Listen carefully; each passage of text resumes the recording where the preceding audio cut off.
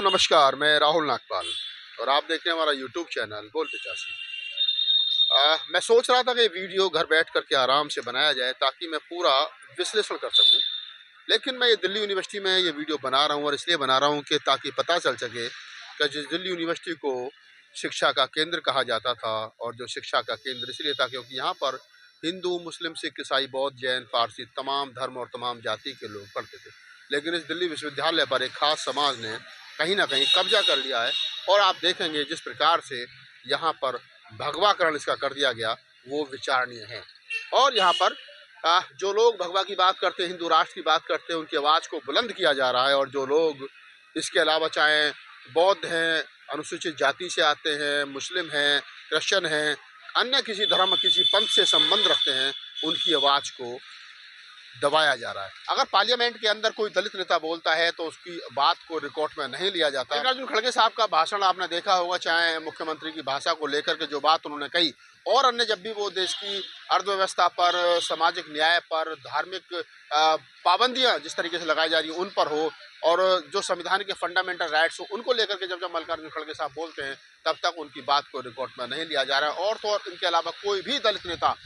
सदन में बोलता है तो उनकी बात को रिकॉर्ड में नहीं लिया जाता है। पिछले दिनों की अगर मैं बात कहूं तो एक मुझे वाकया याद आता है कि जब बहुजन समाज पार्टी की सुप्रीमो बहन कुमारी मायावती जी सहारनपुर छब्बीरपुर कांड पर अपनी बात रख रही थी, उसी दरमियान विपक्षी लोगों ने शोर शराबा किया और मायावती जी को अपनी बात नहीं रखने दी गई। ये सबसे बड़ा उदाहरण है जिसके चलते मायावती जी को राज्यसभा से इस्तीफा देना पड़ा, और उन्होंने कहा था अगर मैं अपने समाज की बात नहीं रख सकती हूँ तो मुझे सदन में बने रहने की कोई ज़रूरत नहीं है, या मैं नहीं चाहती हूँ कि मुझे सदन में होना चाहिए। ठीक उसी प्रकार से जैसे मैंने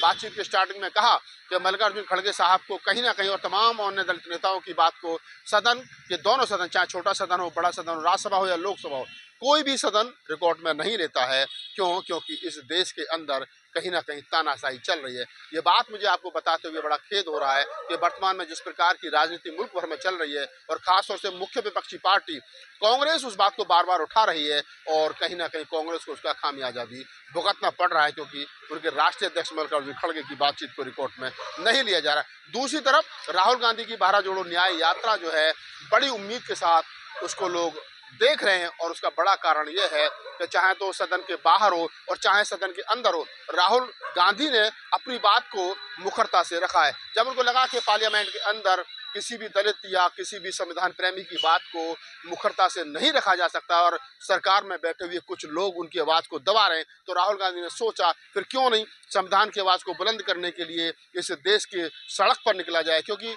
जगदेव बाबू कुशवाहा की कोटेशन है कि जब संसद सड़क सुनसान हो जाती है तो संसद वीरान हो जाती है। तो राहुल गांधी ने यही सोच करके शायद भारत जोड़ो न्याय यात्रा निकाली, और उसका परिणाम ये हुआ कि आज जो है राहुल गांधी देश भर में भारत जोड़ो न्याय यात्रा दिला रहे हैं। देश के दलितों को, पिछड़ों को, अल्पसंख्यकों को, तमाम लोगों को, आदिवासी लोगों को उनसे उम्मीद है, और भारत जोड़ो न्याय यात्रा अपने चरम पर है और लोग उसको पसंद भी कर रहे हैं। एक बात मैं आप लोगों से और साझा यहाँ कर लेता हूँ, जहाँ तक निजी क्षेत्र की बात की जाती है, एक समय तक फैक्ट्रियों में जब निजी क्षेत्र की बात होती थी, यानी ठेके पर मजदूरों को रखने की बात होती थी,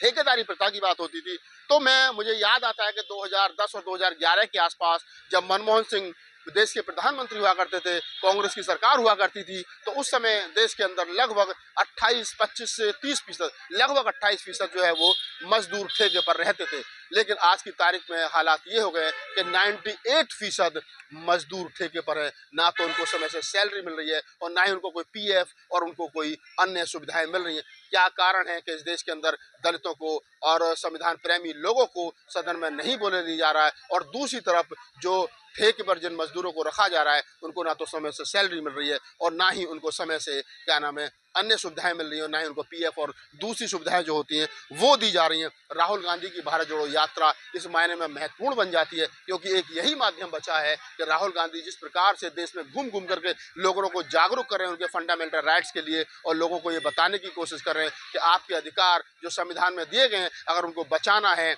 तो न्याय के लिए लड़ाई लड़नी है तो कहीं ना कहीं आपको रोड पर लड़ना पड़ेगा। इस वीडियो को बनाने का उद्देश्य सिर्फ इतना था कि जिस प्रकार से मल्लिकार्जुन खड़गे हो या मायावती हो या तमाम अन्य दलित दलित नेताओं उनको सदन में नहीं बोले दिया जा रहा है, उनकी बात को रिकॉर्ड में नहीं लिया जा रहा है। और दूसरी तरफ मजदूरों का जिस प्रकार से शोषण, उनका अत्याचार बढ़ा है और निजी क्षेत्र में 98% फैक्ट्रियों में चाहे कहीं भी 98% तक, जो कभी 2800 और 30% के बीच हुआ करते थे, आज लगभग 100% यानी 98% उनकी संख्या जो वो हो गई है। ये कहीं ना कहीं इस देश के आम मजदूरों का शोषण है। आपकी पूरी बातचीत के बारे में क्या राय है, आप हमें कमेंट्स बॉक्स में बताएं। और राहुल गांधी की भारत जोड़ो न्याय यात्रा के लिए आप क्या सोचते हैं वो हमें कमेंट सेक्शन में बताएं। मैं कल फिर किसी अन्य इसी प्रकार से किसी मुद्दे के साथ आपके सामने हाजिर हूँगा। धन्यवाद।